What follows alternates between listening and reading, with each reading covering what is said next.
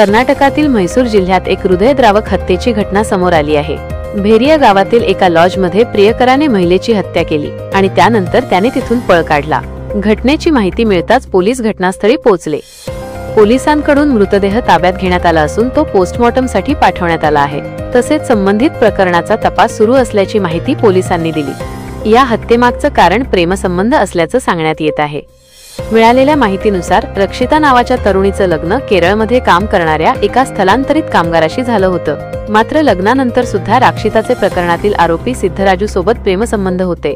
संबंधित घटनेच्या दिवशी रक्षिता आणि सिद्धराजू एका लॉजमध्ये होते।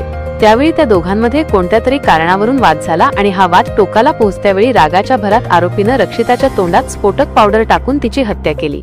घटनेनंतर आरोपीने मोबाईल फोनचा स्फोट झाल्यामुळे रक्षिताची हत्या झाल्याचं दाखवण्याचा प्रयत्न केला। मात्र आरोपी घटनास्थळावरून पळून जाण्याचा प्रयत्न करत असताना स्थानिक लोकांनी त्याला पकडून पोलिसांच्या ताब्यात दिले। पोलिसांच्या मते मृत महिला विवाहित असून तिचे तिच्या नात्यातील एका तरुणासोबत अनैतिक संबंध होते।